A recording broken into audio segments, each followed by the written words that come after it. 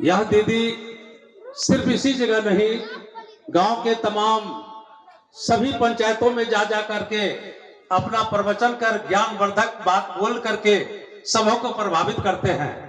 यथासंभव इसके कार्यों के द्वारा दिए गए प्रवचन सार्थक है, सुनने योग्य है और यह घरेलू संबंधित सारे बातों को बहुत ही सरल भाषा से समझाते हैं और उसी का यह फल है आज इतना भीड़ आकर के इनके प्रवचनों से लाभ उठा करके ज्ञानवर्धक सभी अपने अपने मस्तिष्क में उसको ग्रहण करते हुए घर जाएंगे और भविष्य में अपने जो कर्म वचन मन से जो इन्होंने उपदेश दिया उसका आप लोग निर्वहन करेंगे, यही आशा और उम्मीद है।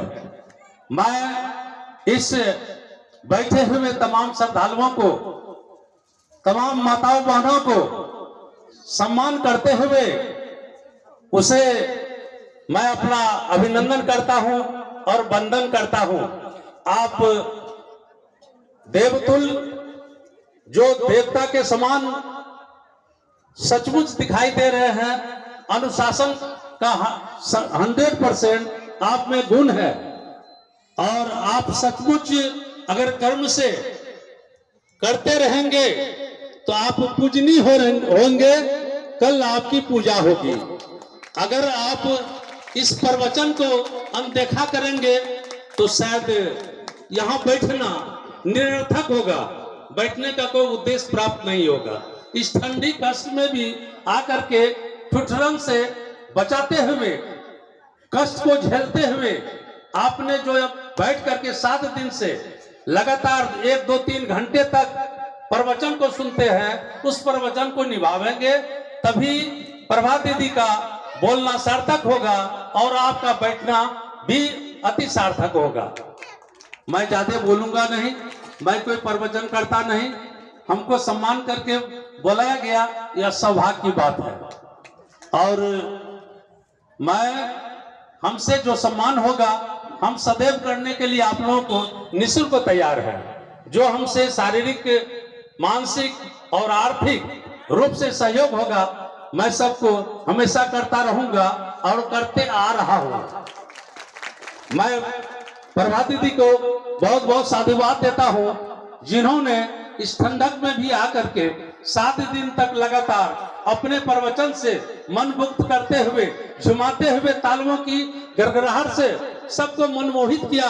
इसे बहुत बहुत साधुवाद देता हूं और आशा करता हूं जिस परिस्थिति में आपने आकर के इस ज्ञान यज्ञ को आपने संभाला है, आगे भी करते रहेंगे, यही आशा और उम्मीद आपसे करता हूं। और मैं अंत में प्रभा दीदी को प्रणाम करते हुए मैं बहुत बहुत उससे अभी कुछ बैठ करके देखा सुना तो लगा हम आपका दरअसल कभी सुने नहीं थे और लेकिन जान रहे थे प्रभा दीदी जो भी हैं और बिल्कुल वह यथासंभव अपनी भाषा को उसके अनुरूप में डालते हैं। अभी आपके हमारे उस लोहनी में भी महाभारत का कथा हुआ, शायद कोई जेंट्स थे तो वह भी 7 दिन प्रवचन करके गए थे यही महाभारत का, लेकिन उसका उतना वैसा नहीं लगा जैसा आप कर रहे हैं। तो भगवान जी आइए कार्यक्रम को बढ़ाइए। और अभी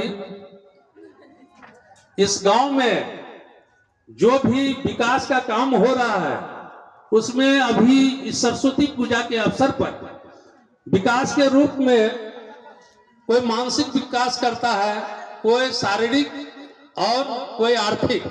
आर्थिक मतलब धनवान, शारीरिक कोई मोटा हो गया चाहे उसको जो भी हो, और मानसिक से एक शिक्षा का विकास, तो उसी से जुड़ा हुआ सभी विकास है।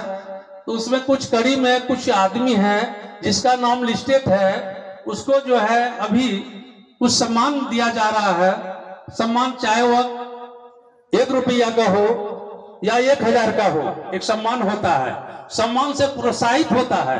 प्रोत्साहित का मतलब उसको देखते हुए दूसरा आदमी भी प्रभावित हो कि शायद उसने ऐसा कौन काम किया जो उसको इस भरी सभा में सम्मान दिया गया, हम भी वैसा करें। उसके बीच में एक प्रतियोगिता की भाव पैदा होती है, कंपटीशन होता है।